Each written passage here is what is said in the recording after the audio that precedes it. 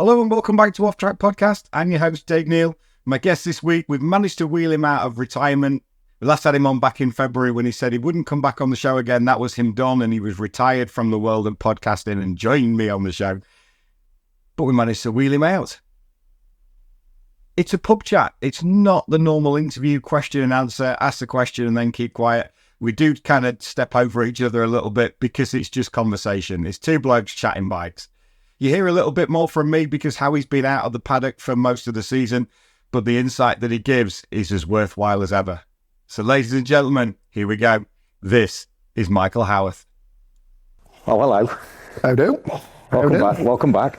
To part two, we'll call this, shall we? Because I did say that I wasn't doing one again. You did? And then you did say to me, but please come back at some point in the season and we'll discuss what's going on. So we waited all this time. Well, might as well do it at the end of the season. Yeah, and do a full review. Michael Howarth, welcome back. Thank you very much, Dave. Nice to see you, mate. You too. Like I say, I didn't think I'd be doing one of these again. And it's been a bit of a rush thing, like it always is with us.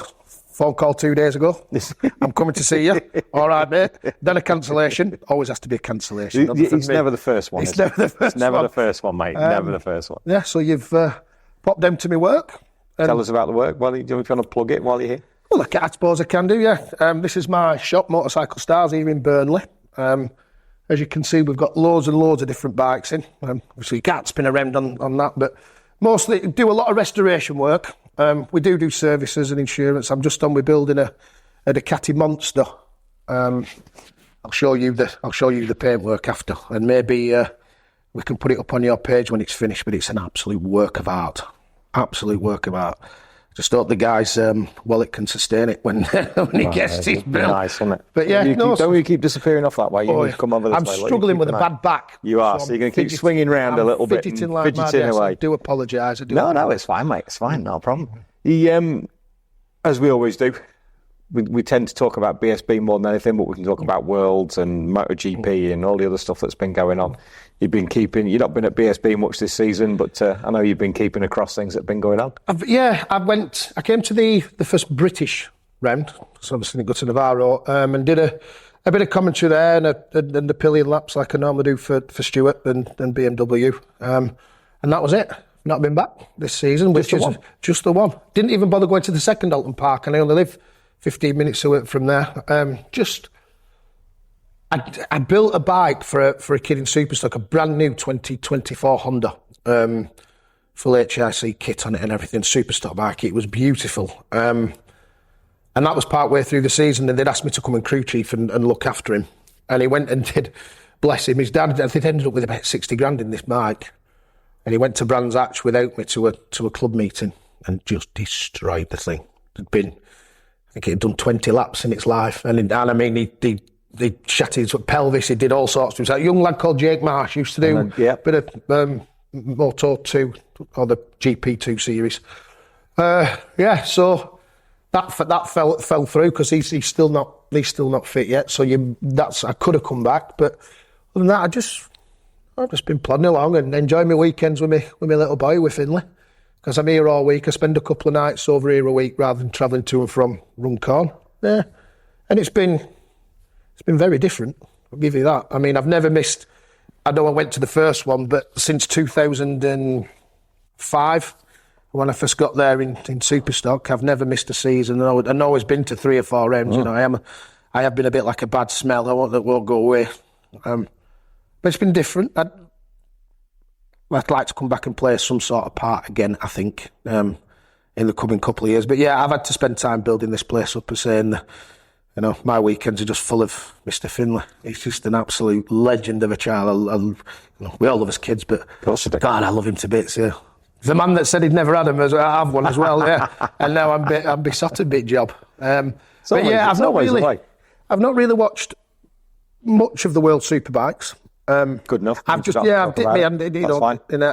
But then we're obviously watching MotoGP. That's still the Phillip Islands this weekend, isn't it? So that'll be staying up all night, which is definitely easy now. We've got Finley because he helps keep me up because he's not one for sleeping. So yeah, but yeah, when you asked me to do this, it was obviously like, we'll do a review of the British Superbikes from this season, and I've spent the last 2 days watching every race again. I don't know how much I remember, but but I have. And we were saying that because that last round was so good, it almost took away from how good the actual whole season was. It's been up and down and in and out and roundabout. It's been fascinating, I think. Yeah, riders thinking, beginning of the season, riders, you thought, well, they're going to walk away with title. It's going to be a non-entry. Well, we spoke back at, was it February or March that we did it, I think? Yeah. It was early in the spring, wasn't it, up at Hapa.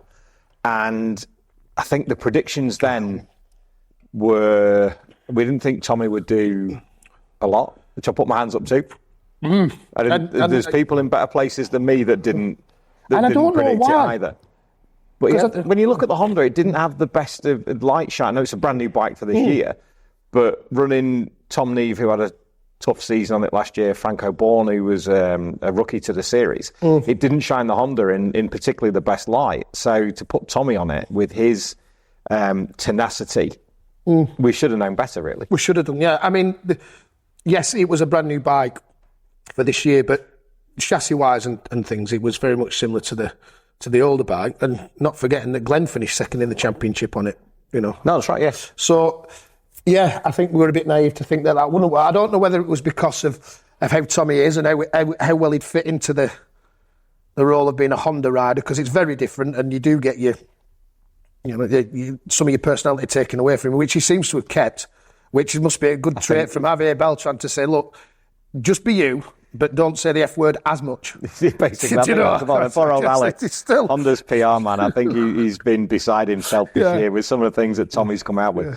But he's so passionate and so determined. And we spoke to him at the end of the day on Sunday, and he said, "I have given the team some shit this year." He said, "I have been hard work. I have made them raise their game, and the results show it. He missed out on the championship by a single solitary point." Yeah, and. Again, it could have gone. It could have gone, as we know, it could have gone either way. But all the way through the seasons are just things that I've picked up on. That if Tommy wouldn't have fallen off there, he had a mechanical at Navarro. 3 DNFs. 3 DNFs, yeah. If it were his gear linkage that fell off his gear selector at Navarro, if that would have stayed on, he would have got points. And different scenario, because Kyle's only had 1 DNF all season. Yeah. Race 1, Alton Park, first UK round. First mechanical DNF for ages that OMG have had. They don't tend to have them. No. They're a reliable bike that OMG put out. He had the gear shifter at Snetterton when he had a small collision with Max Cook at Agos, which meant he ran too far. Couldn't change gear. Danny Kent had gone down first, if you remember. Yeah. And then Tommy went in after, but like 30 mile an hour quicker. And then the one that was of his own doing was Alton Park race 1 into Hizzies. Yeah. That was it. They're the 3. They're the 3, yeah. See, I bet they ruined that mistake. Most riders have had it though, just that gear selector falling off and you can't get a gear. But so, yeah, but I think we were just a bit naive to count him out a bit, really. I think my prediction was, I said Glenn. Glenn was going to win. I think Kyle came into the conversation as like, oh, bloody hell, we forgot about Kyle. And Kyle could do really well this season. Ryan Vickers could have run away with it if it had stayed on, because I think, out and out speed-wise, I think he's been the fastest rider this year. No question. Absolutely no question. When he stayed on and been on the ball, wow. For 1 lap pace, there is nobody faster. Yeah. Made some very, very silly rookie errors, like trying to do it all in 1 lap. A bit like Jorge Martin in MotoGP, but he did, didn't he? And Ryan, at least he openly admitted so. I tried to do it all in the first lap and fell off, and it didn't knock his confidence. He didn't seem to wither away. I'm sad for BSB that he's going to Worlds, but I'm made up for Ryan that he's going to World Superbikes, because it's a team he's going to is a good team. It's not really super team. Yeah. Really, it's a strong. It's a strong private team. Yeah. With real strong connections to the factory. And I spoke to Roger Burnett on Monday, and Roger was saying that, the setup that they've got, it's not like has happened with Brad Ray, where you've got a Riding World Superbike, there's a team, off you go. Yeah. They've worked out who the best people are available to put in that team to afford Ryan the best possible chances of being a success, rather than just going, there you go, there's your World Superbike ride, go and deal with it. I think as this show goes out, he tested yesterday on the Tuesday. So yeah, there's a lot of good stuff going for Ryan, and I think it's not just there you go, that's your berth, get on with it. Rog, being Rog, has put some real infrastructure in place of how to do, and contacts with the factory.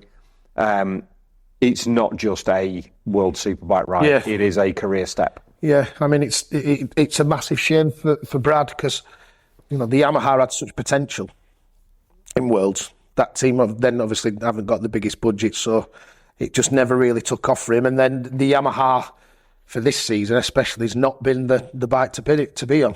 Johnny Ray's struggling on it. I know Locatelli's done a little bit better, but he's also been on it for a year or two, hasn't he? It's so Brad. Yeah, I'm shocked that they didn't try and keep Brad in Worlds, as in move across to Worlds to Super Sport. I think that would have suited. Yeah, I think Brad would do really well in that, mate. Would you not see that as a step backwards? No, I think definitely a step sideways to keep him there, to get him a better ride. He's coming all the way back to British now, and where's he going to go from there? He's staying on the Yamaha. He will be fast. He will be a title contender, no doubt. But that just doesn't. Where's he going to go from there? Is he now going to be stranded in BSB forever, or? If it had been, I think Shaky's still his manager. Yes. Yeah. But maybe they looked at options in World Super Sport and just thought, we're flogging a dead horse here. We're going to end up the same situation as we are in World Superbike. So let's bring him back. I mean, one notable person was Neil Hodgson, whose World Superbike career and MotoGP career kind of failed, and then he went back to come to Britain, came back to British, and off he went again. And that's right. I don't know if we'll see that kind of thing again. I hope so, because under the guidance of Roger Burnett. Yeah, under the guidance of Roger Burnett. Yeah, I did love those podcasts you did with him, and he has some tales, doesn't he? The more boys, they're really good. I hope there's a load more of them to come. We're planning on some through the winter, definitely. We've got to go and see Reg. We've not done Reg on his own yet. Roger wants to come back on and talk about the rider market, how these things happen, and give our viewers and listeners a real insight into how it all works, because nobody really knows. No. It's not something that's out there in the public domain, so Roger wants to come on and have a chat about that, which I'm delighted. So in the next couple of 3 weeks, we'll be heading over to Laceby Manor and getting a chat with the fellas over there. Yeah. We had, when I was running my own team in BSB, when we had the Tenerife men's squad, I was with the most simple conversation ever. I got all the James Hayden. You fancy riding one of these bikes this year? He says, I will do. Help. I said, I will do, but my fee's 80 grand. And I went, you do know we're changing to Pirellis, don't you, James? And we know what you like on them, so it won't be 80 grand. And we shook hands and we both walked off. That's my dealings.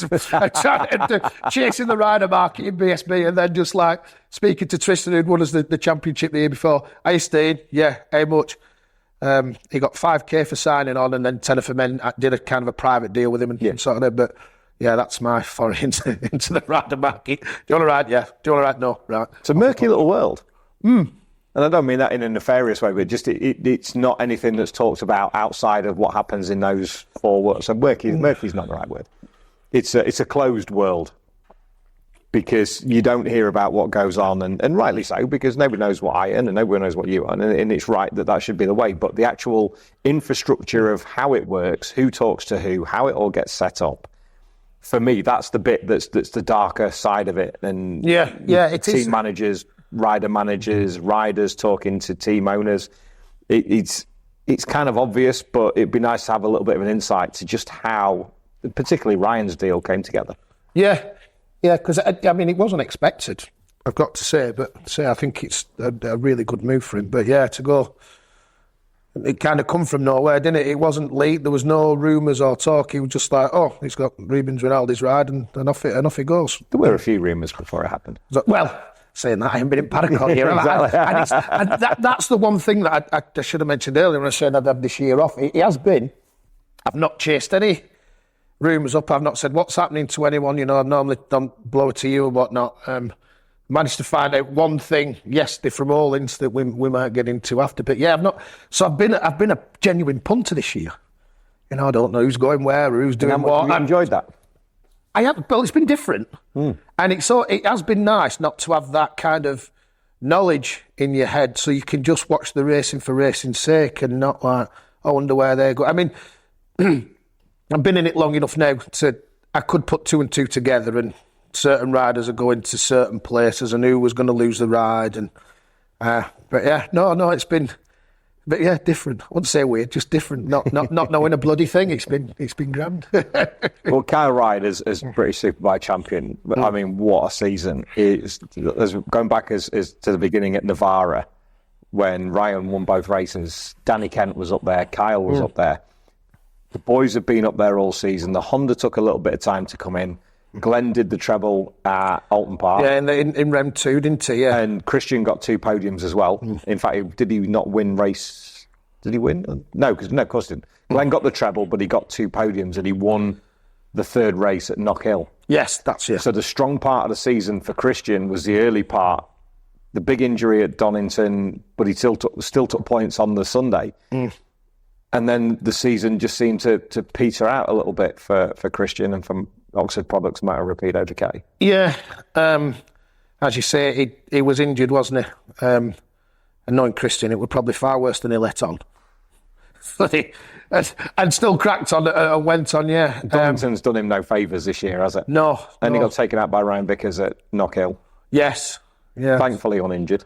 Yeah, but like you say, just one of them seasons for him where it petered away, and I hope that Wilf and the guys manage to find the budget to come back next year. I know they pretty much set in stone that they are doing super sport, aren't they, with Ben? Yeah, I think Ben's pretty much nailed on. At least super sport. I think there's talk that they will still run a superbike. Yeah. We don't know who with, but there's talk that the team will continue. They just need to get some sponsors in place. So has Christian put himself out on the market, or is he waiting to see what happens with Wilf? I think any rider worth their salt will talk to different people. Yeah. To see what's available. He might be ready for a change. He might just think, well, maybe let's have a crack at something else. Or he might just go, Wilf, this is an unfinished project. Let's go again next year. Yeah. I mean, he did it with Birdie, didn't he? Christian, stayed that loyally. We're waiting because when Birdie was deciding whether he was going to bother again or not, and then kind of at the 11th there with Birdie, we're like, look, Christian, just go and find yourself something that it's not going to be. He went to Hawk, didn't he? Yeah, I went to Hawk. So I'm just wondering if that kind of loyalty stayed with Wilf. They brought Tom Sykes in, didn't they? Yes, yeah. That was a disaster for poor Tom when they brought him in. I seen him lurking around.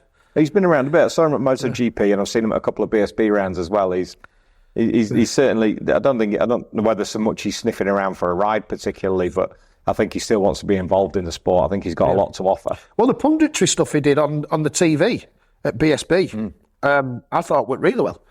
He's got a good insight, and he's a bit of a live wire and as daft as me. But yeah, when he was talking about things, he come across really well, and he's got. Again, for Tom, who bounces around like a bloody lunatic, his insight's good. He's very knowledgeable about setup and things, and he can see things on bikes.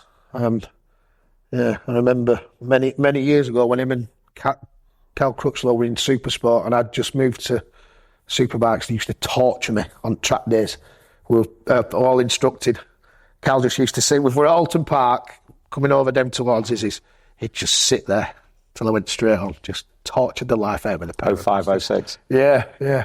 Good times, them. Yeah, Cal's still struggling with his hand into. But I think with MotoGP, just digressing and going off somewhere else, I don't think they need to put Cal. Sorry, it's all right. It's fallen out of its clip.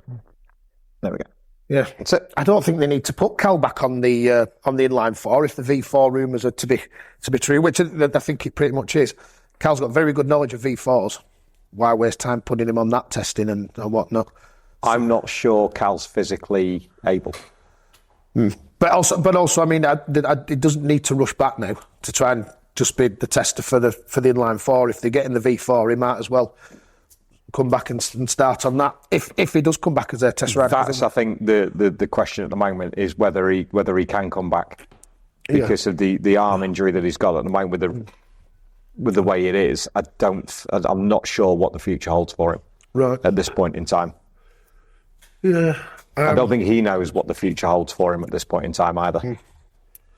Yeah, it'd be a shame for that to end. Yeah, it sort of fizzles out a little bit, but that's injury. That's motorcycle racing. You know that as well as anybody. Well, the injuries come back and haunt you. We've seen it with poor Jason O'Halloran, haven't we? This year, he didn't get his swan song. Another rider that was in and out of being strong this year.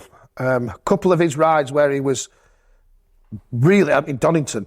Superb. What a race. God, yes. They were like, well, that lit up the season. I think up to that point, it had been, you'd got two race winners, the same race winner at Navarra, same race winner at Alton Park, and then all of a sudden we had a battle. Yeah. And it was the first proper battle of the season. First battle between Glenn and Tommy since the year before, and so that ignited it. Yeah, and then a couple of the moves that Jason pulled on that Kawasaki was unbelievable. So like, right, well, he's in for a shot at the title now. I agree with you. When we got to Alton and we'd only had two winners, we're like, are these two just going to run away with the championship, or one of them run away, and it'd be quite a lacklustre season? And then how fucking wrong we was. Brilliant, really, which it needed to be. It was brilliant. Yeah, that really did ignite the BSB season. You think, right, this is what it's all about.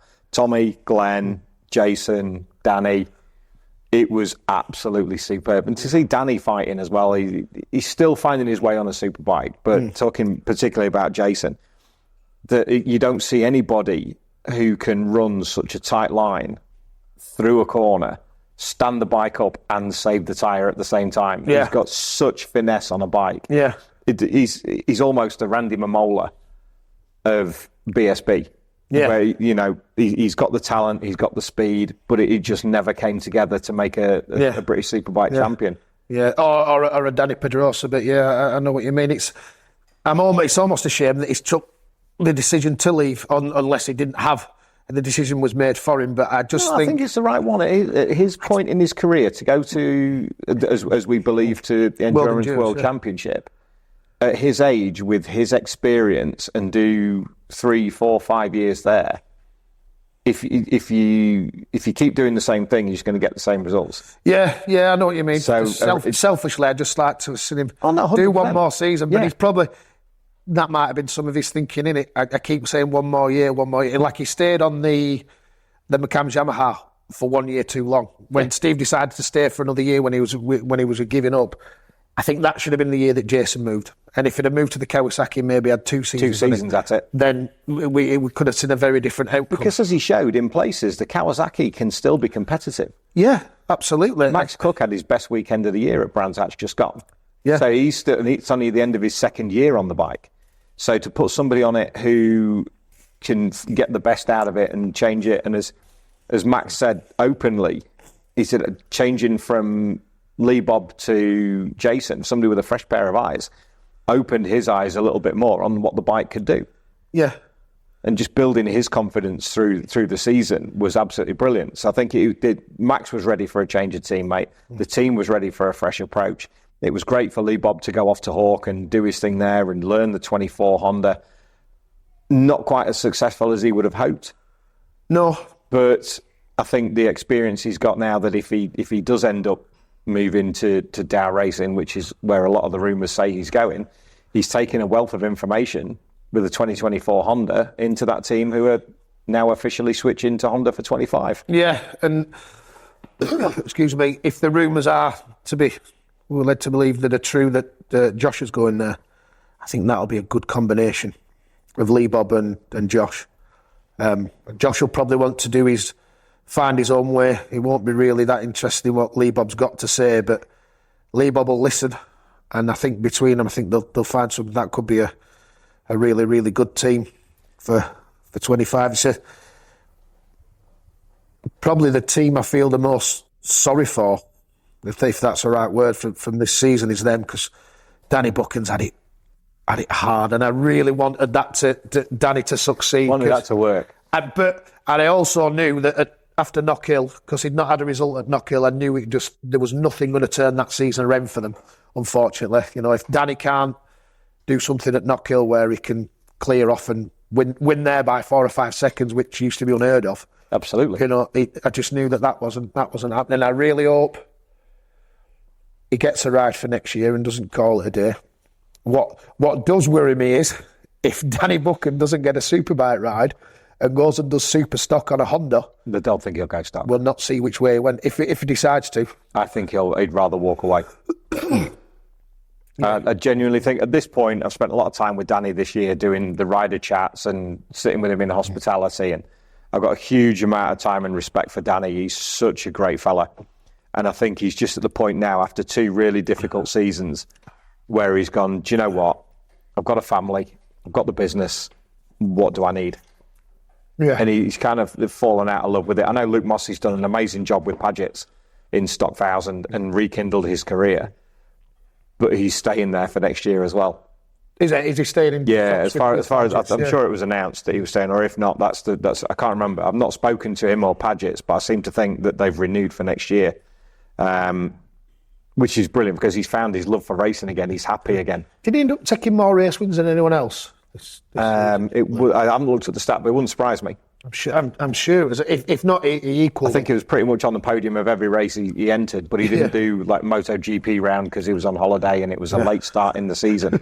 But he would have been a massive challenge for that championship. Yeah, absolutely, no question. And it was so good to see him back at his best because he's such a great fan. He deserves every success. And after the super talented rider, the season that they had previous, Padgetts, when Connor didn't seem to be able to finish a race without there being a technical or something. No, and Davey as well. And, yeah. and on the Superbike in BSB, that didn't last till beyond the TT, did it? Yeah. So it was a tough year for Padgetts last year. They seem to have really settled down on things this year, especially on the Stocker. The TT was a little bit wayward again. Yeah. Connor wasn't happy with the bike at the TT. Was Hutchie on the other one? Yes. He was, yes, wasn't he? And Hutchie. There's... Yeah. In his condition, he'll do his best, and that's it. So that's all you can ask for. I don't think he's not a 134, 135 man anymore. No, certainly not. So, yes, and then they didn't suffer a single mechanical, did they? Once they put Mossey on it, which is, like I say, there were rumours, talks, whatever you want to say, that let's say Clive wasn't putting the money into it that he maybe should have been. And how true that is, I really don't know. That's just the whispers that I'd heard. So, but then comes back with Luke and doesn't suffer a single mechanical. So then you wonder just how much of things are true. Or exactly. There's 2 sides to every single story. 2 sides to every story every time. So, but now going back to Jason, it was, I don't know how we got to the TT and Padgetts from Jason. That's just what we do, isn't it? Yeah. But for him, I think that was the right move at the right time for him to go and do that. And I think he'll be a success. He's in the right team. Who's his? I don't know his side. I believe it's Yamaha. All right, okay. I believe it's Yamaha. So when you look across forums and things like that, it appears that it'll be Yamaha. And I think they said so much on the TV coverage as well. So there's a bit of that. Oh, cracked. Oh no, you tipped that over. Drinks over the floor. Drinks everywhere. So no, that was good, and good for Darren at FS3. And the team there and bringing Max through, so that was pretty cool. But they're not keeping Max, are they? I would suspect they would. I don't see Max moving with what Darren and Nigel have put into him over the years.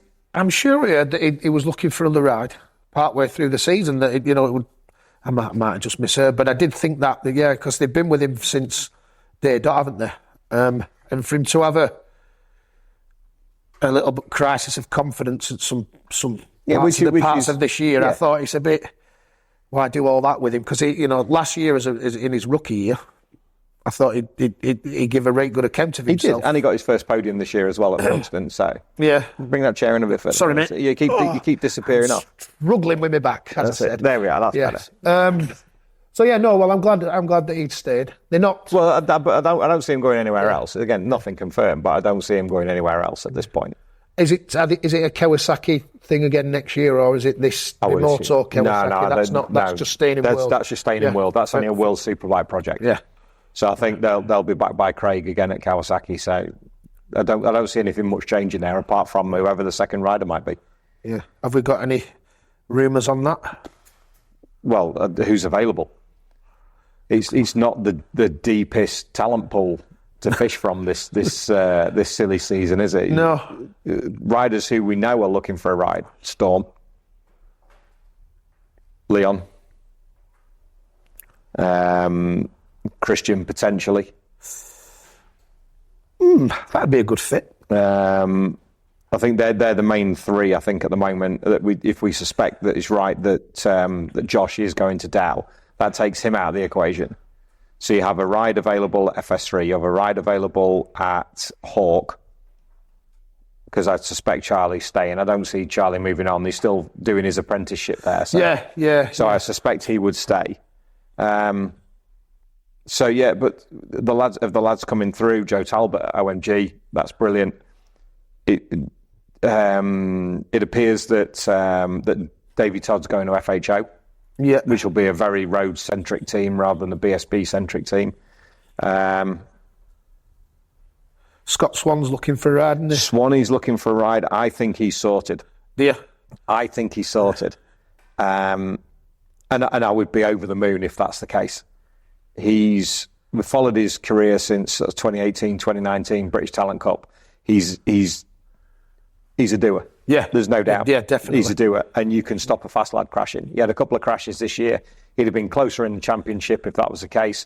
But dad and lad racing, literally, Mike, Scott, Fergus, and the other guys whose names I don't think I was introduced, but certainly the holy trinity that is Scott, Mike, and Fergus that have been there for the main time against Cheshire Mouldings BMW, against JR Performance, against Padgetts. Yeah, it's not a bad little. No. When you look at it that way, they're the only ones that are particularly dad and lad racing versus a team setup. I think he's done an amazing job, and if the opportunity is there and he's taken it, then it's absolutely the right thing for him to do. Yeah. Whether it's a pathway bike, whether it's a full superbike, I'd like to see him on a pathway bike for a year. He's still only a kid. He's only, was he 20, 21? Yeah, he's a burn, isn't he? Yeah. So I think you've answered one of my next questions. Is that keeping the pathway thing? I suspect so. Was it? I suspect so. I think Stuart maybe expected there would be more teams take him up on it. Yeah. I think Rapid were going to take him up on it, but then they ended up doing the full superbike with Franco. So having the Aprilia at Ian Newton... wasn't one of the Dow bikes supposed to be a pathway as well? And Braden Elliott supposed to be on a pathway?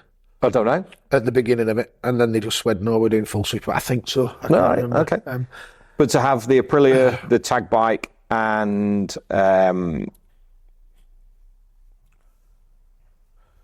Alex Olsen, the IWR. That was it. They're the three. Yeah. So you would suspect it'd be one of those, unless another team's putting a pathway out. So no, that'd be good to see him. It'd be good to see Scott Swan in the championship. Joe Talbot. It'd be nice to measure their progress. Yeah. Because Joe Talbot's got brains alongside him and Roger Marshall. Oh yes, I saw that. So he's got that opportunity with OMG. So that's going to be interesting to see how he develops. And Roger's really looking forward to that challenge. As a brand new, fresh rider in superbikes, Brains has got all the experience necessary and the calmness and the methodical way of working to go, okay, this is how we're going to do it. And everything is literally step by step by step. Yeah. You couldn't ask for a better start in BSB. No, everything's in the armoury there. You could call it the best bike in BSB at the moment. Brains, like you say, 2 out of 3 championships in the last 3 years. Yeah, Brains is one of the best crew chiefs in the world, realistically. Yeah, you'd be rubbing your hands together, and absolutely you would. I just hope that the OMG team prove everybody wrong and show that a 3-rider team can be a success, because they've never seemed to have had the best runnings since, like Birdie tried it. And his team ended up all over the place. Well, I think if you've got 3, I mean, they did it with JG Speedfit, didn't they? They locked out the podium at Alton Park a few years ago. With Hickey. Was it Hickey, Leon, and James Ellison? Yes. So they're the only team ever, I think, to lock out all 3 podium positions. Yeah. I suppose. Yeah, that was quite a successful season. That wasn't too bad, was it? Yeah. Because of the way the garage is set up, I'm sure Joe will be in the middle, but with Kyle on one side and Brad on the other, which is also a fascinating dynamic, because when Brad won the championship, as you look at the garage, he was on the left-hand side. What side was Kyle on this year? Left-hand side. He spent years on the right-hand side, but then I think... Isn't when last Kyle's year came, chief mechanic, Dave, wasn't he Brad's? No, that was Ryan's. Ah, right. Shannon Etheridge is... Oh, yeah, of course, yes. Is Ryan's crew chief. He's Kyle's crew chief, sorry. So Brad... Shannon's been with Kyle for the last 2 seasons. That's correct, yeah. And Dave Harris, Ginger Dave, Farmer Dave will be back with Brad next year. Back with Brad, yeah. That's right, yeah, because that would be one of the championship. Getting the band back together for the championship. Then, obviously, I think, is Glenn staying with Birdie? Well, that's the question. Is PBM even staying? No, definitely. They're definitely going to be Definitely be there next season, no question. Again, I have no doubt about that at all. I'm going up to see Frank and Jordan in a couple of weeks, and Johnny Mowat, and talk about the season, talk about how it's developed, how they've managed to do what they've done. To finish third in the championship in their first year running the team is absolutely stunning. Yeah, a lot of people expect them maybe challenging for the championship, but when we get into the deeper story, I think people will be really surprised of how they've managed to do what they've done. But they've kept the infrastructure of the team. They've kept John and Wazza and Ryan Rainey and Harry. The nucleus of the PBM team is still there. It's still there. I mean, it's update-wise on what Ducati are going to do with that bike, because it'll be into its last year next year. Yeah, I don't think they're doing a great deal. The new one comes out in 26. Yeah, the V4R comes out in 26, yeah, so they've got one more year. I think all the engines had to be ordered by the end of September for next year. Yes. So Ducati knew how many they had to build and everything else. So it'd be interesting to see what happens there, whether Glenn decides to stay or whether he's got options elsewhere. There's potentially a seat at Cheshire Mouldings if they run 2 Superbikes rather than the Stocker. I expect Rory to stay, but you never know what... Is there a new BMW for next year? I believe there's one from the ground up, is there not? I think so, yeah.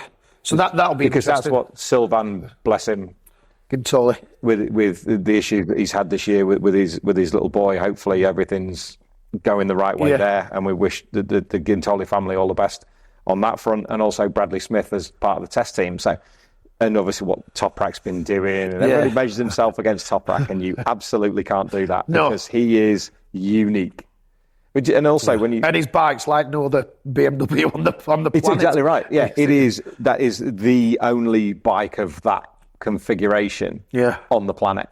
And they have, I don't know if they have concessions on them at the moment, what they can use, but they are in an incredibly powerful position at the moment for BMW. Now, whether teams continue with BMW, whether they switch to other ones or not, remains to be seen. But certainly from an FHO perspective, if they retain the BMW Motorrad nod, then they will continue and they will have the 25 spec bikes and they'll move on from there. And I think that might be what sort of swung Davey a little bit.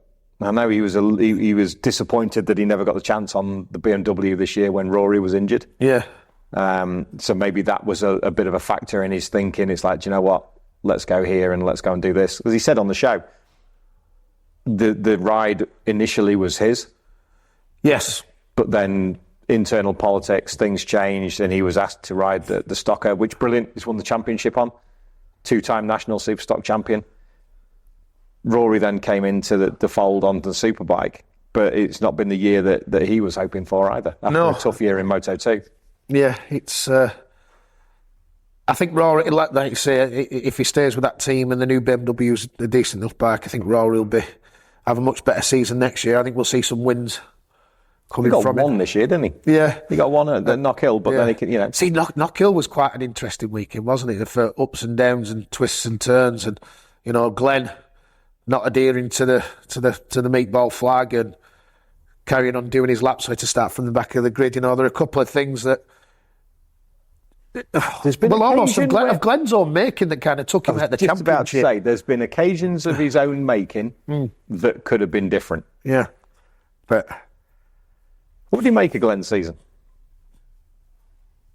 That frustrating, I think. He's tried to do this right on, everything's calm and the planets will align and I'll do this and all that shite. And I do love Glenn, but God, he's a complex kid. I think...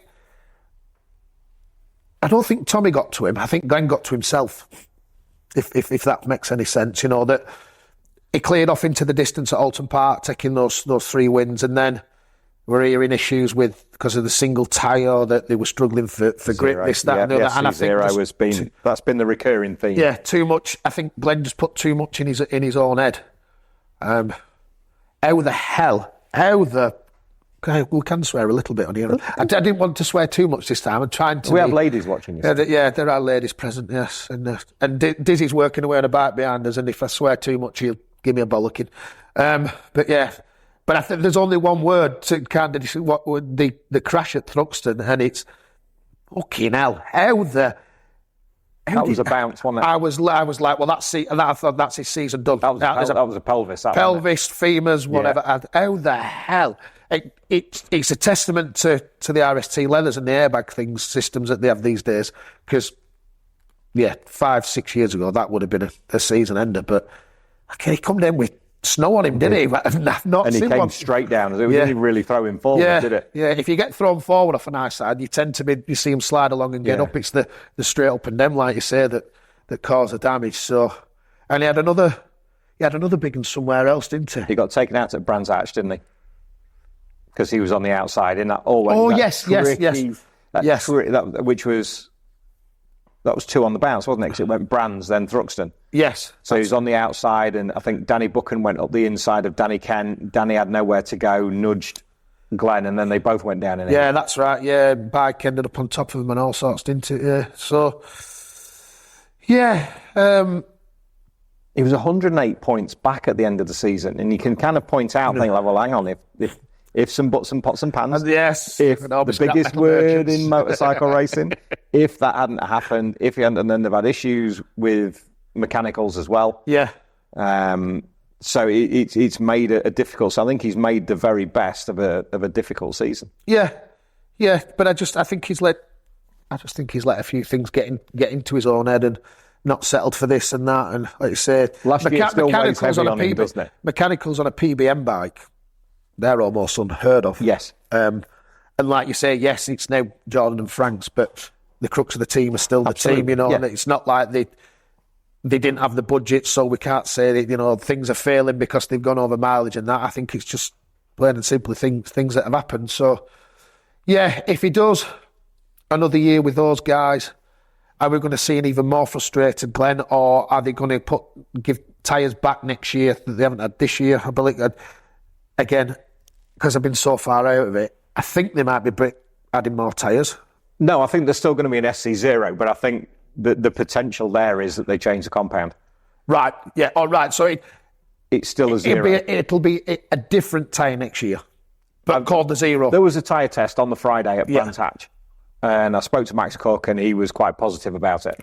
Right, yeah. So I don't know whether it's just one that gives a little bit, it's still a 0, but gives a little more edge grip. Yeah, so it'll be a single tyre, yes, and a single tyre mix series, but it is a different. Yeah, it's. I think it has to be in some ways because of the noises that FHO have made, the noises that PBM have made. 2 top teams have complained so much about it. I think Stuart will do his very best to make sure that the playing field can be levelled a little bit more because and it needs to be. It needs to be. I mean, it does. You know, in the world of that we're living now with all the environmental things, it's probably the right thing to do. But you also don't then want every bike being the same because they can only work on one tyre. So, yeah, if they change that, then maybe that'll give Glenn the confidence to have a better season. Just, you say, all bikes are moving forward. There's a 25 R1. Not massively different.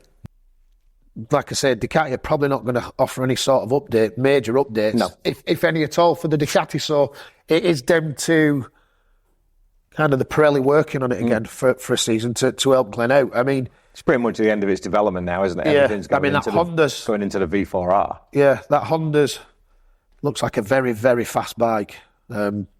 bloody hell, that one I built It's not here. short of power. No, that one I built for Lado. We didn't do any engine work to it whatsoever. And that went on dyno at 217 brake horse on a stocker. On a stocker with an HRC kit loom and an ECU. And when it come to us, the ECU had nothing in it other than enough to start it up. Right. I'd run like a bag of knackers outside here. Absolute dog shit. And then the guy come and took it away. And I think it was Joe from JR Performance. Joe Richardson. I think he sorted them out with some maps for it. Again, going off on another tangent. But yeah, so if Glenn's looking at the bigger picture and PBM are in it for the long haul, which I seem to think Jordan doesn't want to be stepping away from that anytime soon. Does he have a year with the Ducati? Hopefully the tyre's better, and then gets the new bike in a year. The Kawasaki we know is not changing, don't we? So yeah, that Honda and what Tommy did. That's probably the revelation of this season, because we kind of talked him down. And then I did notice, and it's because I've been in the paddock for so long, and Javier Beltran's run that Honda team solely without Tuxworth for quite a few years now, but there was something about looking from the outside in this year, just at the garage set up and listening to Javier talk on TV, they were like, I think Javier finally believes it's his now. It's it's his baby. It's what he's moulded now. He's moved it away from what Tuxworth had, which they won plenty of championships and stuff. Say what you like, but it just looked like it was Javier's baby now completely, and he got it exactly running how he wanted. And it might have been the fact that him and Tommy ended up getting on so well, because I think that was we all thought that, didn't we? We said it earlier on, is Tommy going to fit the Honda mould? And he kind of did, and he'd been given more. He's allowed to have been a lot more of himself than he would have been as a Honda rider in the past. So that's what I mean. It just seems that Javier just taking it his way. And I know what he did last year with PBM, with Carmenet and Jeff and James Mead, the data guy, and he is the hardest taskmaster I have ever heard in terms of a rider demanding the very best out of the people around him. Yeah, and he will rip them. He will give them shit on a regular basis, and it's how they respond to that Tommy understands how committed they are. Yeah. And that nucleus has happened again at Honda this year. He's kind of forced the staff to raise their game. They're Honda level anyway. They're factory level mechanics. But in terms of how they work and how they are with Tommy, he will just keep going and keep going. Even there's been parts coming for the bike, and Tommy's like, I want them now. I want them. Go and get them. And he's even telling Harv what to do, because he just demands the highest spec from everybody that he works with. Yeah, I mean, he run the last round, didn't he, with the World Superbike swing arm, and not the Suter one they've run for. Although, pardon me. That was hugely noticeable, because one's black and one's silver. One's black and one's silver. I have heard from another team that the Suter swing arm, for whatever reason, doesn't really suit Brands Hatch. I don't know why. You seem to get more grip out of, on the Kawasaki, like an old RFTR type swing arm. Didn't really go into it too much, because I didn't know I was going to be doing this. Otherwise, I'd have done a bit more digging. But a very brave move on Tommy's part to, because he used the Suter swing arm at the first Brands of the to. Yes, he'd done a World Superbike round, but I don't think he'd even used the swinging arm then. I would have to look back, but that'd be pointless. But yeah, a very bold move to take it, but it must have. They'll put it in on the Friday for practice, and he must have gone out and come back in and gone, that's staying. It's brilliant. Let's say we tested at Jerez before as well, didn't they? They were at Jerez a couple of days before. Yes. He'd probably tried it out there, but riding on a European track such as Jerez and then coming to a stone cold fucking Brands Hatch it's a very different what you can gauge from different proposition. What you can gauge from that is when you look at the dynamic between Tommy and Glenn, it still runs deep from last year, doesn't it? Oh, absolutely. We saw a glimpse of it at Donington in the first round. Yeah. But they never really managed to be in each other's way up until Brands Hatch. And I had this theory the week before that once Glenn is mathematically out of the hunt, Kyle's got another teammate. Yeah, I knew it. And anyone who thought any different to that must have been bloody mad, because I knew exactly what was coming. And I played devil's advocate a bit on the old Facebook this last week. So, Glenn had every right to fight for the win. And I think there was part of him at first, looked to me like that's what he wanted to do. He wanted to piss off and clear off into the distance and I'll show you guys. Well, I think he tried that in race 2, didn't he? Yeah, and it didn't work. So then he was saying, but Honda have told Andrew that he's got to help Tommy win the championship and hold Kyle up. So I wanted to become Kyle's teammate. But if anybody thought Glenn was going to do any different, they must be pissed, because he was always going to happen. Like you say, as soon as he was out of the title chase, there was only one thing he was going to do, and that was try and stop Tommy winning. Plain and simple. The one thing that made me smile over the weekend, and I'm not insinuating anything different, the moves that Andrew and how well he defended against Glenn, and went back underneath him and was strong with him. I wasn't there at Donington, was it? No. Make of that what you will. That is an observation. That is my observation, that he was a lot more aggressive at Brands than he was at Donington. Yeah, again, that was fun winding people up on Facebook about that. Like, what a really shit brother Andrew is for not helping Glenn, and it's just fun winding all lickers up in it that they just get so engrossed in it. I mean, it's great to have a debate, but of course, When was the last time when there was a debate on that page? Well, yeah, fair, yeah. No, you just get called everything from a pig to a dog if you don't agree with somebody's wayward opinion. Yeah, it was funny going on. Oh, Christ, my back. Stop turning around. Sorry. When we did that interview at the beginning of the year, and we were talking, I was saying it would likely be the last one, because I knew I wasn't going to be doing much at BSB, so I'm not commentating. So there's no real, I'm not relevant anymore to kind of have this platform to give my opinion. I'm just a Joey on Facebook, and somebody put something up, and I put my opinion forward, and you can either agree with it or not agree with it, but you don't need to start acting like a bell end on there. And off he said, "Oh, you've only come on here writing all this to try and stay relevant." And I thought, well, whoa. At least I know you've watched the show.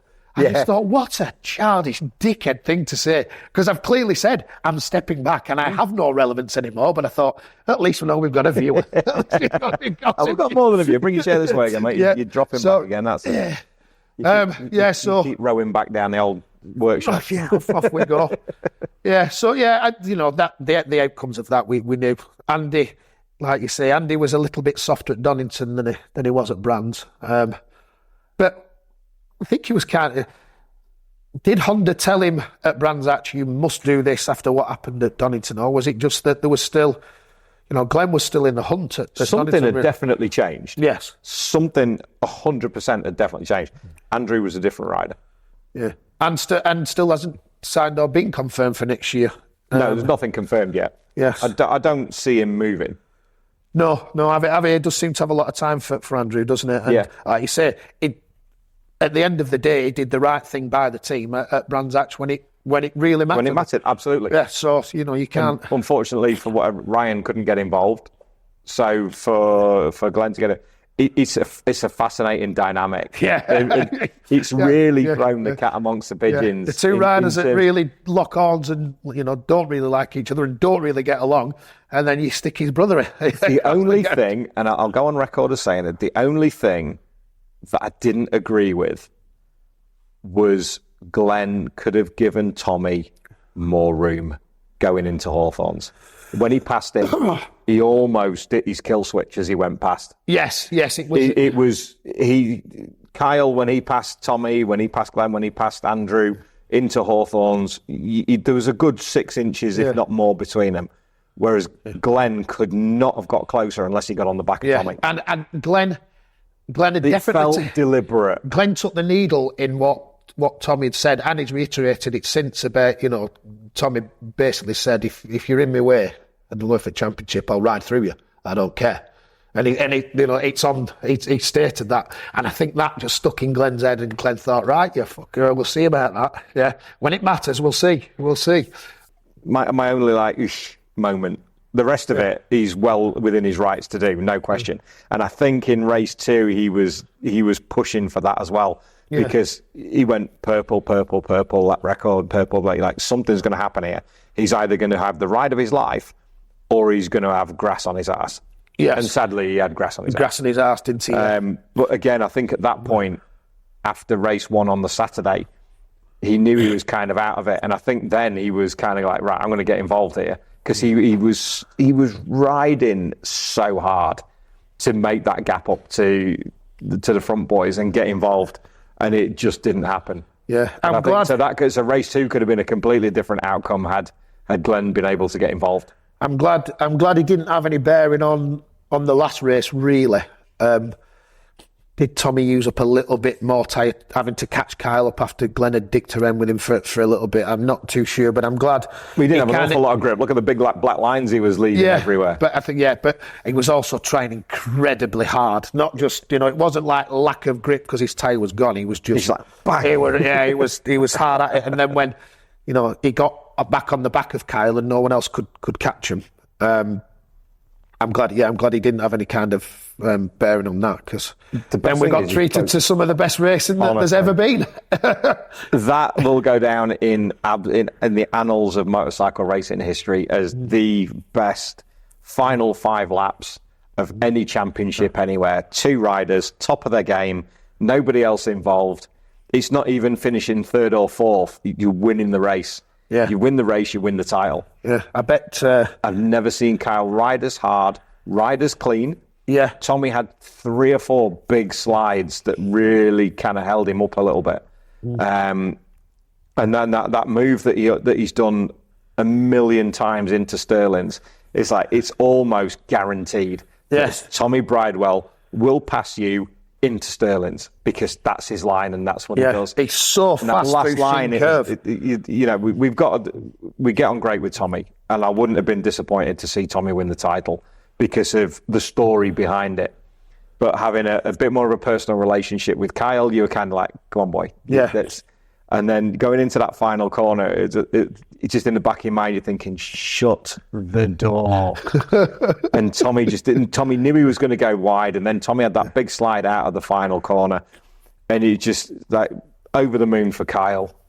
Really, really disappointed for Tommy.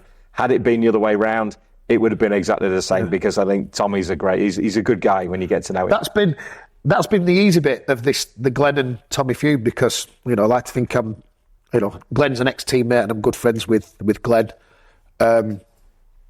He messaged me last night again about these new forks that we might get into or might not. But then Tommy's a good friend, and I've raced with Tommy for forever. So it's been really easy just to wind people up, bit naughty, whatever. But because I don't really care which one of them wins. No, because they're both friends and they're both deserving in their own rights, and they've both got their own stories. And Kyle's story, bloody hell, that's one of remortgaged houses and nearly calling it a day and going to World Supersport too soon. Everyone's seeing his talent, not just, I've beaten Kyle's drum for years, saying he's one of the best riders I've ever seen, bar none. It was it Keenan Softwoglu who had paid towards his ride in World Supersport when he went there? Was it Padgetts? Yeah. Keenan on the Supersport, right? And then Johnny wanted to manage him as well, didn't he? Johnny Ray he took a bit of an interest as well. I just think it was all too much too soon. Yeah, absolutely, because he did the race at Donington, didn't he, when he was with Craig Fitzpatrick. Keenan saw how good he was, and then when he moved to the Padgetts team, they couldn't raise the funds, and Keenan subsidised the riders, essentially, didn't he? So, but that was the ride that he mentioned in the podcast that they were paying for a year later. Yes. 2018. Yeah, it was just that bit too soon, and you knowing Kyle how he is, he's got to be comfortable, he's got to be settled, he's got to be happy. Him going around the world on his own, because they couldn't afford to, his mum and dad couldn't afford to go all the time. And I think he said it himself, that he were basically sat with Whittam and Jack when they were at the World Superbikes they went to, because he just had no one to speak to. And, likes his home comforts. Yes. And rightly so. Yeah. If he goes back there again, I think he'll be much more on his terms, and he'd have a much better crack at it this time. You never know what the future brings, do you? I don't know how long we've got left of 1000cc superbikes in the current form. Yes, it's 3 or 4 years, maybe. It is quite the quandary that I've been thinking. Are we going to end up going back to? Will we be racing production race bikes? If that makes sense, rather. I think so. You know, so it's almost gone full circle because in the 70s and 80s, everyone were buying an RG 500 or whatever, weren't they? You know, and it was a production race bike, and then there were the full factory bikes. So that's one of the routes I wonder. But I really hope we don't go down this route of turning things like the MT-09 for the 1000cc one into a race bike. So yeah, it will be interesting to see which route they go down in the coming years. I just hope that, I think the pathway thing, even though there was so few, prove what a success, you know, it can be. But I like a superbike to be a superbike. Me, I want the swing arm, I want the forks. I don't want it to be as standard as it was, you know. I think they just about got the Aprilia thing right with it being an 1100. Absolutely. It would be nice if someone took the bull by the horns with that. Aprilias are never cheap to run, unfortunately, but I had to see one of them as a full superbike because the chassis will be phenomenal. You know, Lewis showed that in. God, you know something, don't you? And you won't say a word. No. I don't know anything. I would like to see Lewis step up on an Aprilia into the superbike class. Right. I think that would be just reward for him winning the championship. He's such a good kid. He's such a good rider. Ex-Super Team champion as well. So Ian Newton knows him incredibly well. And if they can make the regulations work and they can adapt it enough so that it will work properly in BSB as a full superbike, I think that would be amazing to see Aprilia back on the grid. Yes. Not just as a pathway, but as a full superbike as well. Yes, yeah, absolutely. It's because he's right at Snetterton. You know, supposed to be doing a season review. I think we've talked about 3 of them so far, haven't we? Yeah, the Snetterton one was unbelievable. But that was the thing. We just picked the stories out as we go. It was a season full of twists and turns, and like you said, first 2 rounds could have been. You know, could have been seeing a really lacklustre season, and then Donington kicked it off. Then Knockhill had its 6 things thrown up at him because of the weather. The 5-lap dash at Snetterton. I don't think there was a man in the world that didn't have a little tear in their eye for young Storm when he won that. Firstly screaming and shouting because the race got red flagged, and rightly so it got red flagged. Absolutely. Like, you know, people, well, they should just call a result. You can't call a result, you know. It's not two-thirds distance. The rules are the rules. So then when he went out and he actually won the 5-lap dash, and he lost to Lewis, you know, they must have put such a good setting into that Aprilia for him to be fighting for the win. What do you make of Storm? What do I make of Storm? I definitely know we said this in February. This needs to be his last season with Brent, because otherwise it's going to go stale. And I think Brent's done his job now. Moulded state Storm, you know, he's quite a quirky character, but you know, when the helmet goes on as such or whatever, when he's sat in the garage, his work ethic is really, really good. So yeah, Brent's just done what Brent does, and a fantastic job of producing something. I think Storm could go on to be, you know, you forget he's still a baby, isn't he? You know, he's been around forever, but he's been a kid. So wherever he ends up next year, you know, I'd like to see firstly what bike he's on and how well he responds to it, and there could be the making of great things. But I've never known he's going to have a lot of expectation on his shoulders next year, wherever he goes, and I think it's pretty concrete that he's not with Brent, is it? I think that relationship is done. Yeah. I think they've even said so on. He's been announced, hasn't he? That he's not. Brent, GR Motorsport put that out. Yes. After Brands, that's it. Yeah. But the contract, I think, runs till the 31st of December, so nothing's going to be announced this side of Christmas. Yeah. So let's just hope wherever he does go, he doesn't put that pressure on himself and doesn't have that weight of expectation, because a happy Storm is a fast Storm, etc., etc. And I've never seen a rider with such a following who is, and I mean this with the greatest respect, so regularly outside of the top 10. Yes. All right in the wet, but it's situation normal when it comes to the dry. He's sort of like early in the points. But that's he's been brought on by Brent and brought on enough, and it's time to make that move to see what we've. Just to see what is there. See what is there, yeah. I mean, because it's not guaranteed. He topped FP1 on Friday, didn't he, Brands? Because it was a little bit sketchy, and it's the end of the season. Was it? It was very cold. It was very damp. I thought it was a bit. It was early. Yeah, it was just cold, sketchy. They were running 3 seconds off the pace. And Storm just throws it to the water. He's like, do you know what? They're all having it. Yeah. And that's what he can do. He can be quick, straight out of the box. Yeah. But then come qualifying everything else, it was 15th, 16th by FP2. So. Yeah. Things did change, but it's going to be interesting to see just what his level is. Yeah, and like we said, going to the right team will be key for him. I think so. I think it's not a step, like I say, a step across. It wants to be a step up. I mean, Brent bought 2 World Superbikes at the beginning of this year, didn't they? He's got a great relationship with Padgetts. Yeah. So, but I don't really know what funding Brent's got, and if there was any there was anything holding Storm back in that way, or does what Brent's data guy is? Is he not just a bet? Oh man, they've got Aaron, haven't they? So it better be nice. Sorry, you pulled that down again. Yeah. Look at Aaron Zanotti. Aaron Zanotti, yeah. So yeah, but as we've said, and we're just going over the same thing really. But yeah, that relationship had definitely run its course. So. Right for him to move, and let's see what comes from there. That goes. Danny Kent, McCam's Racing, their first year in the championship as McCam's Racing. I know they did a year last year as Martrain with Jack Kennedy, 5-time Supersport champion. Yes, stunning. That's another stunning season in Supersport. But I think Danny kind of really stepped up this year. There's a bit of a mid-season dip.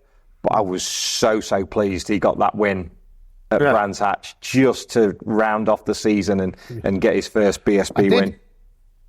After the first couple of rounds, like you say, he was up there, wasn't he, in challenging. The only thing I can say about Danny's season is I did expect 1 or 2 more wins. I think Danny and the team did. But the rest of the season probably went exactly as I would have imagined. And a real good strong finish of the season. Danny is and always has been, he's a slow burner. So they had the wherewithal to sign him for next year very, very early. Absolutely. To stop him worrying. So Danny Kent next season will be a much bigger force, I think. I agree. Much bigger force. Consistency is everything for him. Yes. The time with Hawk, the time running his own team, which didn't work out so great, but he's got a team around him now that he trusts. The team speak highly of him. They couldn't wish for a better rider in their fold. To sign him for next year. And I think they will only run 1 bike next year. I don't think there was talk of them running 2. I'm not sure that's going to be a thing now. Yeah. Yeah, I don't think they need to stretch themselves, to be quite honest. McCam's done, isn't it? As far as I believe as well. They wanted just 1 more season. No, that was Raceways. I think McCam's... No, as the sponsor. I'm quite sure. Again, I'm quite sure that they wanted to run 1 more year as a sponsor, and then they're pulling out. Might be wrong. They might have done this season and gone, oh no, it's been fantastic. We're staying where we are. Like you said, they've just got everything right, and Danny being happy and knows that he's the sole focus of that team. He'll be a force to be reckoned with next year. We could go through the whole pit lane, but I think we'll be here till Christmas. Yeah. And your back's getting a bit iffy. Yeah. Who's the rider of the season? Across all classes or just BSB? I've got to, for BSB, I suppose I'd have to say Tommy, really. Just because of the fact of the move and the Honda, it underperformed last year, but due to circumstances of riders being injured and stuff. They didn't have the experience last year, did they?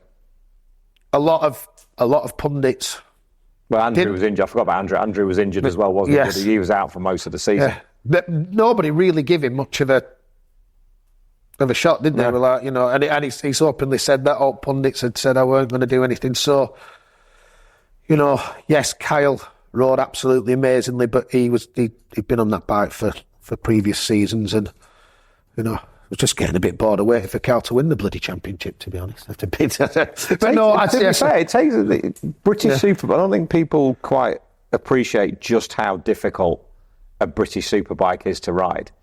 People, you read, oh no, he's too old, and why is he getting a chance? Because he's dependable and he can ride your Josh Brookses, your Leons, your Christians. Kyle's moving into that now, where it's taken him 5 seasons, I think. Yeah. 2021 to 2. Yeah. So it's taken him 5 seasons. It took Taz 5 seasons to win the title. I think one of the only people that have come in 5 seasons to win the title is the likes of Lavia. There's one of the only people that's come in. It's only Lavia and Keogh, really, that have come in and done something. So, yeah. But they were different times as well. And they were so... Because that's when I just got there. Yeah, Honda back then was so cagey that, like at Cadwell and stuff, there'd be blankets over the bike before they were going down the bottom so that none of the other teams could get stuck right into it. I even saw that on one of Carl's bikes, they had a ride out device way before MotoGP. It was like the old motocross style. And I'd clocked it and I asked Woody, what's that? And he went, I can't tell you. And I put the blanket over it. I'd clocked it, they, like you say, they were very different times. And yeah, Kyle taking 5 years, but I suppose Kyle's had that weight of expectation on him for quite some time. So that'll be a relief for him now, because everyone's told him how good he is. And he goes on about the self-belief, and that's all he ever needed. But he's been told for years. Youngest ever 125 British champion, junior super sport champion. GP2, he's won races in GP2. It's all there. It was just the planets aligning. What sort of spec bike is running this weekend at Areth? Is it just the full world electronic Superbike spec? Yeah, it has to be. Otherwise, it won't be competitive. Yeah. It's like Tommy at Cremona. They have to run Morelli, and I saw that. And to be fair, they're at Andalucia today. I think they're running it in and getting it so they're not on the back foot for FP1. Yeah, they're at Andalucia today with Tommy, and lovely that he's running the 33. Yes, yeah, I'd seen that yesterday. In tribute to his mentor, manager Tommy Hill. Which is brilliant. Yeah, I hope he can get to grips with it, because, like we say, they might look very similar bikes, but it's such a different way of riding, and trusting in them electronics to.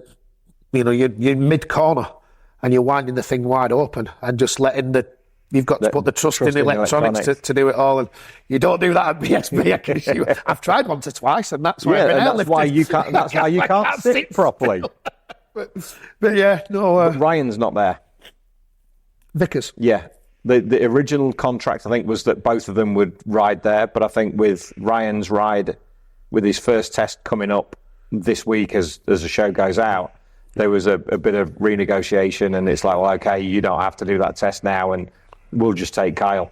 So Kyle's out there, Tommy's out there. They're going to want to beat each other over the weekend. They're both going to want to beat Brad and Taz. There's a part for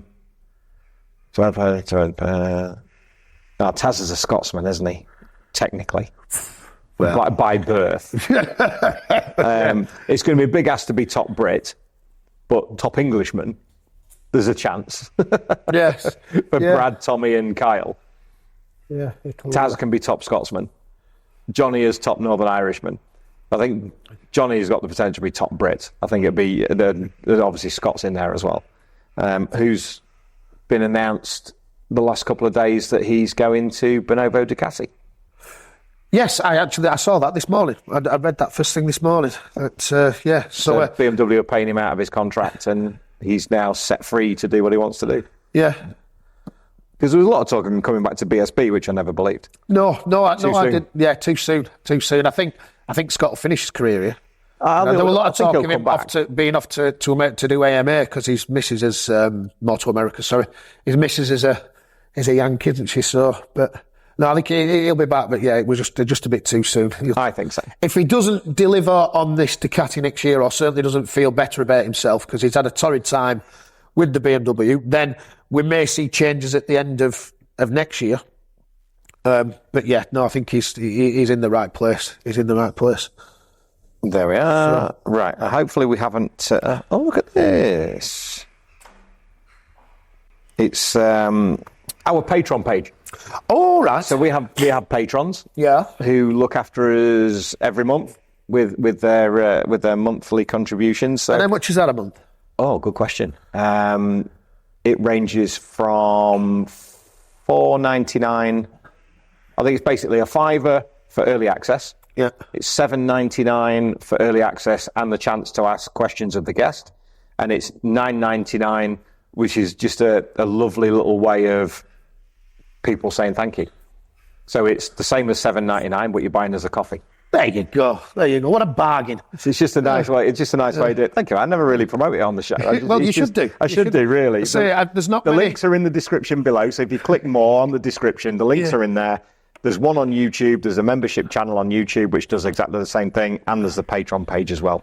It helps keeps us going, which is necessary in this world at the moment. I should really sign up, shouldn't I, not be such a tight ass when I'm asking you how much it is, because I think the only show that I have missed in recent times is the Digi one, and for whatever reason, like you said, it didn't go where you wanted it to, and I just haven't found it. Fabio Di Gianantonio, VR46 MotoGP rider, and it's got less than 600 views. Yeah, I just don't. But David Alonso didn't. And I bet you were thinking as you did career high like this is going to go. I hoped it would get into four figures comfortably. Yeah, I didn't think it was going to be a Ron or a McPine or something like that, or a Top Rack, which was incredible for a 7-minute chat. Yes, It's 18,000 views on it. It might be more than that. It might be 24 now.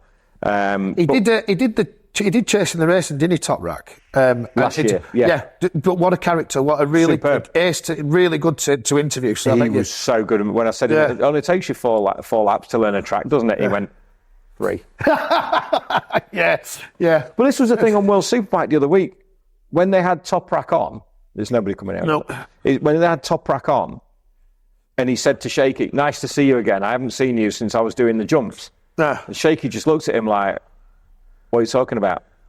And immediately knew what it was. Cadwell. Yeah. "I've not seen you since Cadwell." And Shaky was like, and then JT pitched in, "You have no idea what he's talking about, do you?" And he was like, "No."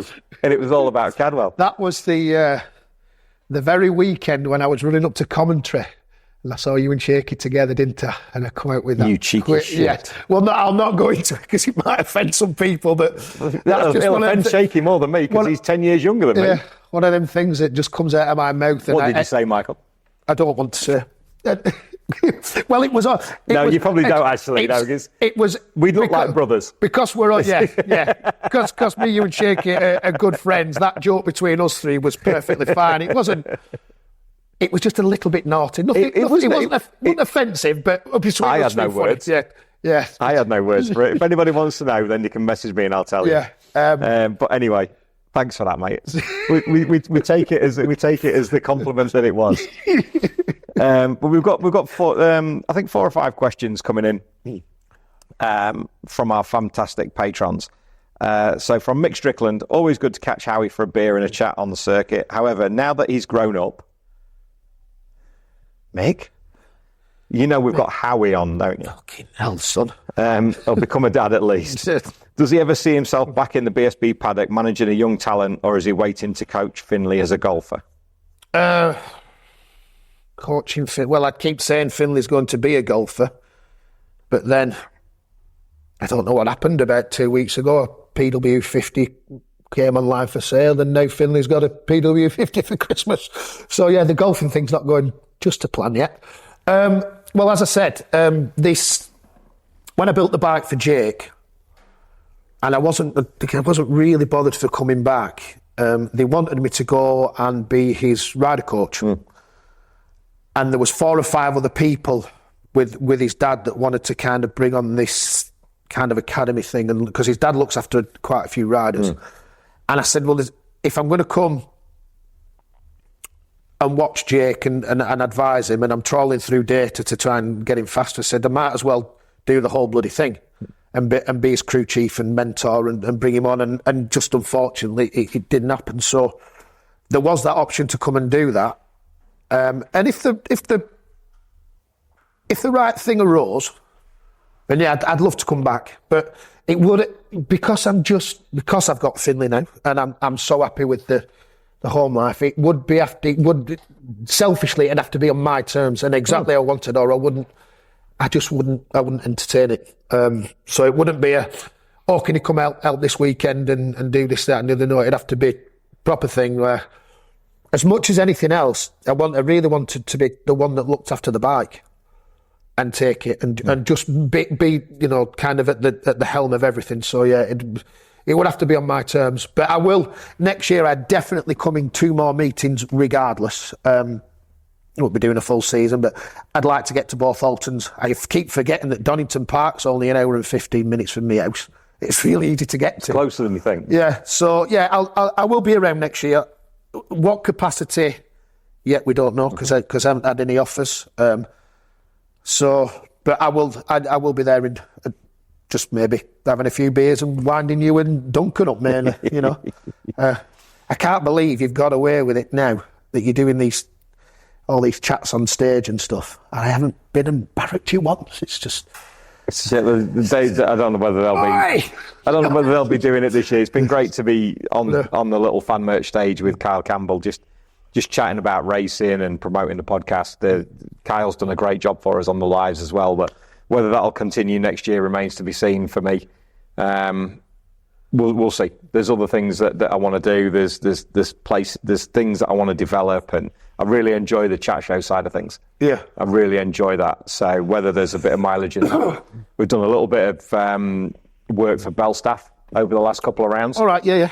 We did half an hour with Davey Todd and half an hour with Tom Neve on the Belstaff stand at Alton and at Brands, and I really enjoy that. So are you going to be lurking around the NEC this year at the bikes? Have you got things lined up there? Apparently I'm on the list. Okay. Apparently I'm on the list, but when you've got the likes of Witt, and I think Steve Day's away for that point, but you've got Witt, you've got Grace Webb, you've got Chris Pritchard, you've got people who are far more experienced than me at it. But yeah, it's something I would like to explore a lot more. Good stuff. Next question. Just one more from Mick. Also, where does he believe BSB will be over the next couple of years with the bikes now pulling in excess of 260 brake horsepower? They can't keep getting faster, can they? What would you like to see happen? The power thing is there, but the amount of power they dial out of the bikes, you're not running 260 brake horse at Knockhill. You're not running 260 brake horse at Cadwell. You're pulling that much power out of it.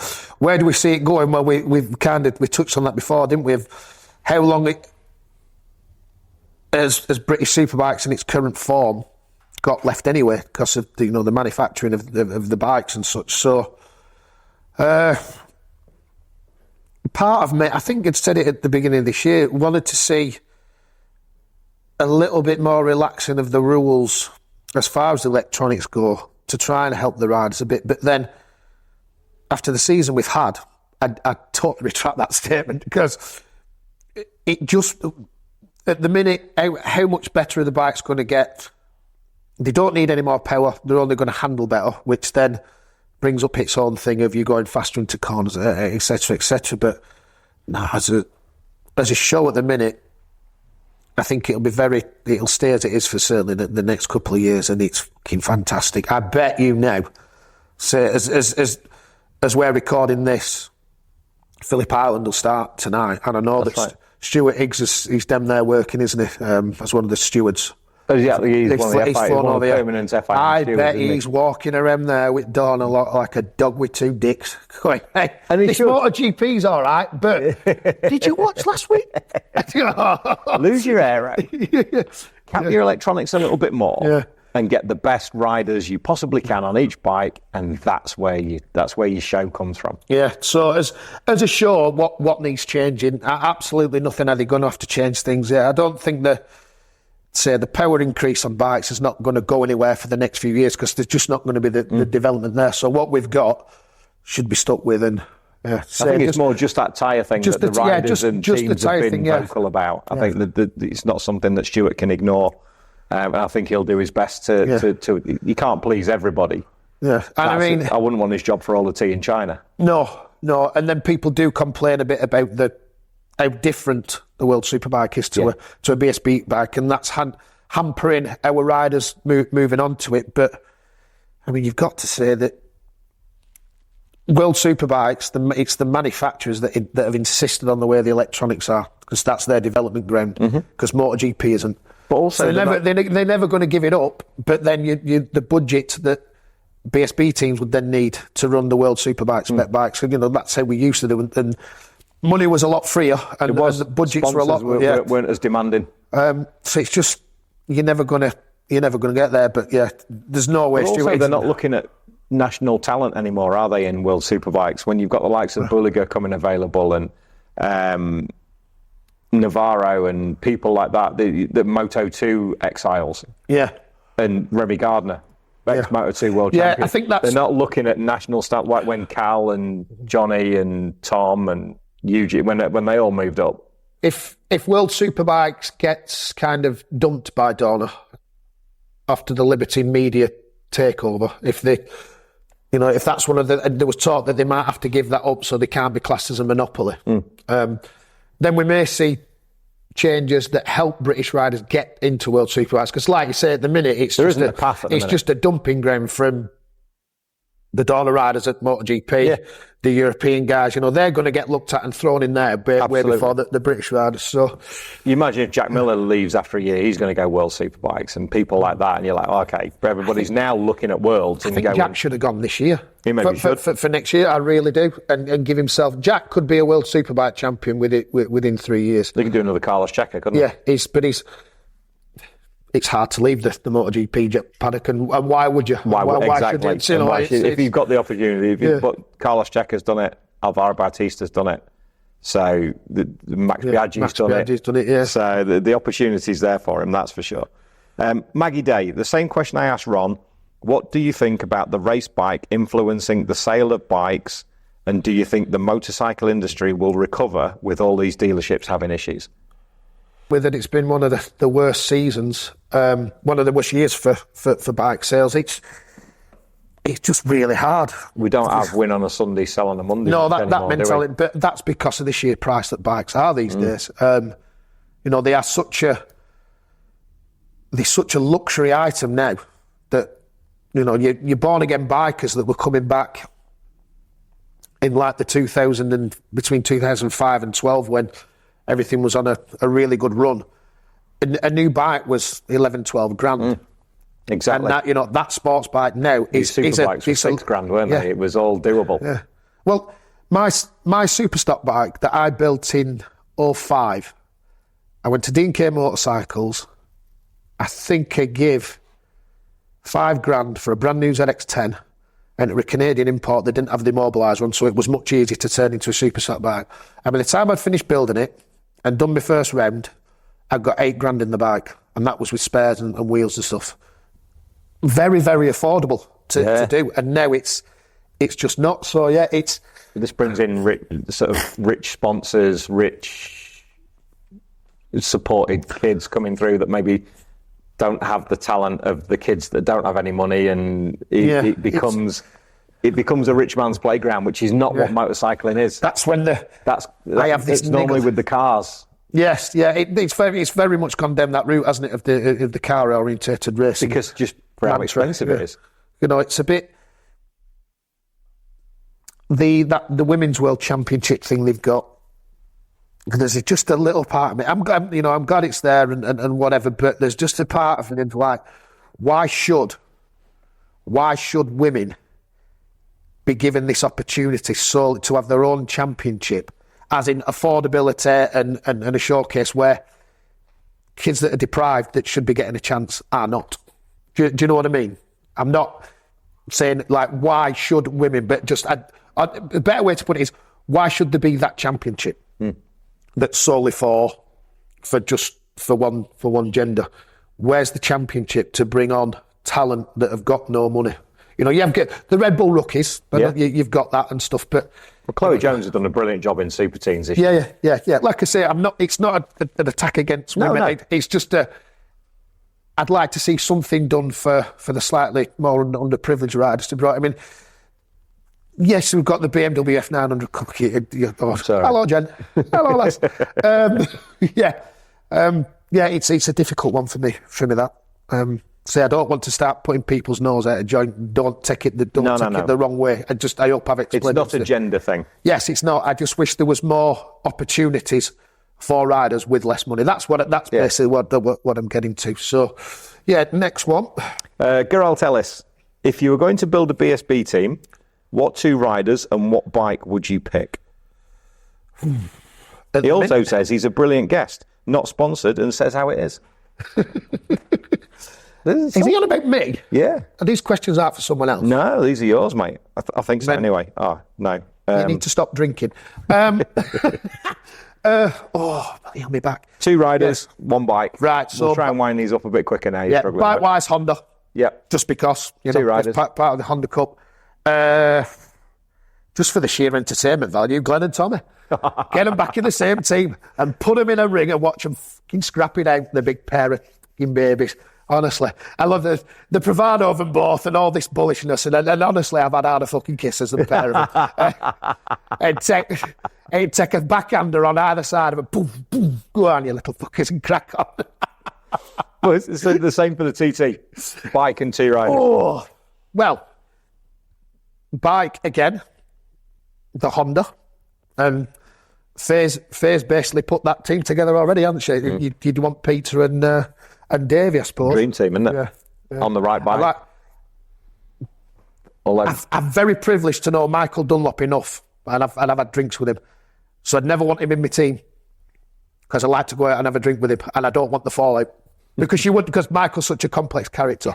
Me and him would end up there'd be. So I'd never want Mike to run Michael because I like going having a piss, going having a drink with him. So no, Pete and Davey. From Craig Lowe, 3 sections of 3 tracks to make up one dream track that you've ridden. Oh, right. So probably I'd say from the gooseneck to the top of the mountain, because it's the mountain, and I love Cadwell and jumping it. I know the going down's a bit finicky through that crappy chicane, but it's got the mountain, so that the back straight at Brand, Hawthorns, 2 Sterlings, and then. And I don't know really why I'm putting this, because I fucking hate the track. I hate Donington with a passion. Never got on with it, and I'm shit. And I'm genuinely shit round there. But I would put in Crane of Curves, so that would be the dream track. But it seems weird that the track I hate the most in this country, I would have part of it. But yeah, bit that. Yeah. But it's history, isn't it? Yeah. We asked this one of Kyle, but I think Craig didn't. Craig's given me a bit of meat on the bone to this one. Sorry, not with Brooksy a couple of weeks ago. If you could walk into a room with all the people you've ever met, and you could get 100% the truthful answer out of them, who would you seek out, and what question would you ask? That man there, honest as the day is long. He's been my mechanic since I started at racing. What question would I ask him? Dizzy, why do I keep fucking falling off? Because he'd be honest and go, because you're a bit shit. Probably would be some kind of answer. And then he'd pat me on the back and say, come on, kid, and we'd be all right again. And you'd be all right. Yes. How do you feel Ryan going to World Superbike and Brad coming back to BSB Warfare? I think we covered a little bit of that. Bit disappointed. What's the easiest direction to move? That's a question. What, as in going from BSB to Worlds or Worlds back to BSB? Worlds back, isn't it? I think so. Yeah, so we've touched on how hard it is at the minute to get to Worlds. Because those electronics are just they're more advanced than MotoGP. Yes, MotoGPs have been pretty static since 16. Yeah, there's been very little advance. I mean, the teams have developed the electronics to work, but what they've been given is still what they had in 2016, obviously. And just really quickly, having been one of the kind of lucky riders that's ridden on both, and I've ridden with the best Morelli system that was around at the time, it's not... anyone that thinks riding a bike with traction control makes it easier, And that's why BSB ride, it's a very different way of riding. And I've been to the moon and back with traction control, and I've been to the moon and back without. They're just two very different ways of riding. And the traction control does not make it easier to ride a bike. It just doesn't. It just doesn't. You got to put a lot of faith in it. Yeah. You'd like to say, you're mid-corner. Watch Alvaro Bautista's one of the best at it. Watch him and watch his throttle and go mid-corner. And he's just waiting, and then it's... Yeah, mine weren't just that complex, but I can, they were still being told that you must trust it there, you must put the power on there, you must do this there. Well, you look at a MotoGP stuff, full throttle, dump the clutch. Yeah. Rely on the electronics. Yeah. You cannot not do that. And most people are like, no, we'll feather it and we'll go, but it's literally bang gone. Yeah. And I was no good with launch control. I was no good with that. I'd have probably had better starts without it. You had to engage it on our bikes, you had to roll and wait for 2 seconds and press this and press that. And of course, I got it wrong once. And Bransed into it and engaged. Off you go. And I think we've covered the, what do you think BSB package overall will look like in 5 years' time? Is Super Sport the new Superbike and Sport Bike the new Super Sport?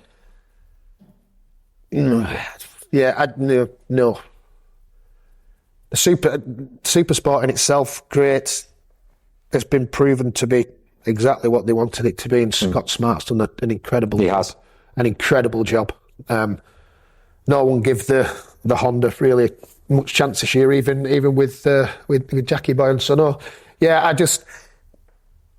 I know what I want to see in 5 years is Superbikes as it is, but like you said, there is going to be. And I think that's at world and BSB level. I think there's going to be there's big change. If they want it to continue for another 10 years, then changes have to be made. Yeah. Yes. In some way or another.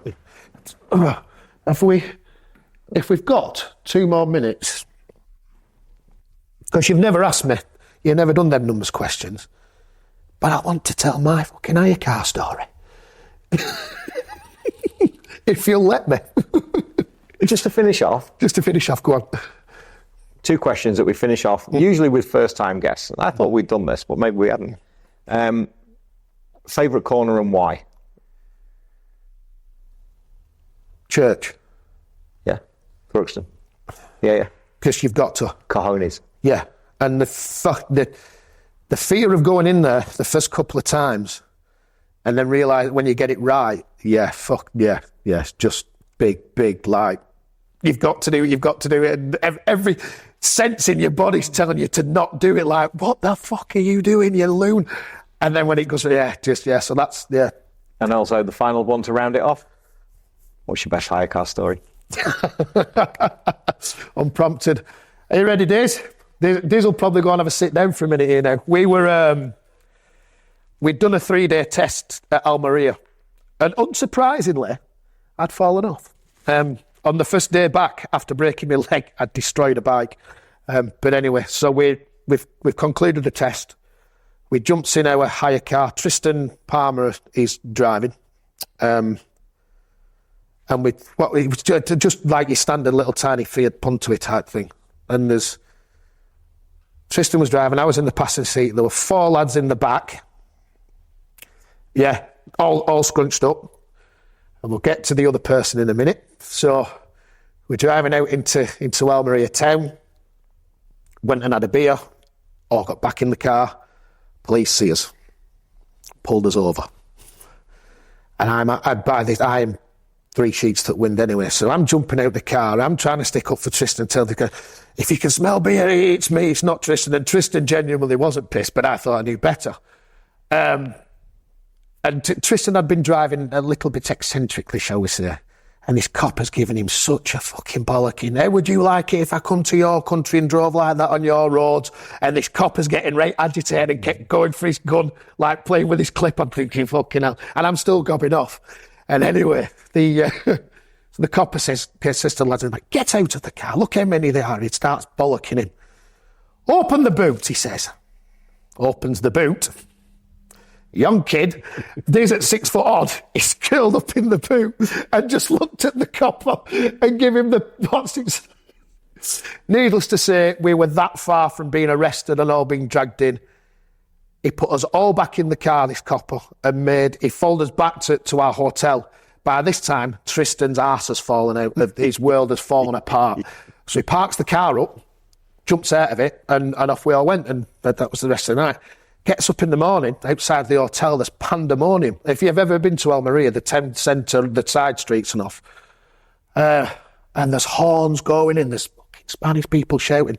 Tristan had shat himself that much and it was that dark. He parked in the middle of a road and just fucking done one, so no one could get past.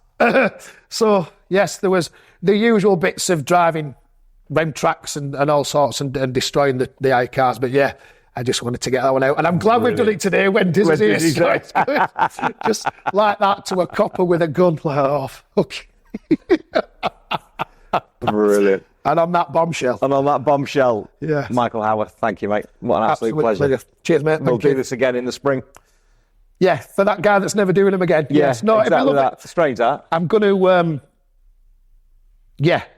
I'm going to put some notes together for the if we do it next year. Yeah. This twice a year thing, part 1 and part 2, I've loved, so I've been honoured to come back. I really would. But I will genuinely put some work in and we'll go through the riders that we think are going to be somewhere. Because normally you do that, but I'll do a bit of work for you. Do a bit as well. You're so busy these days being fucking famous and whatnot, aren't you? Oh, I wish. I'm working on that now. Notorious, I think, in some circles. I nearly got a beer launched at me last night in the pub when I said, I'm just about famous enough to still do one more podcast. And they just ripped the living piss out of me. And I thought beer would be thrown. But yeah. As I said to you back in February or March, whatever it was, the door's always open, mate. No problem at all. Thank you very much, dude. Yes. Ladies and See you all in gentlemen, the spring. Michael Howarth.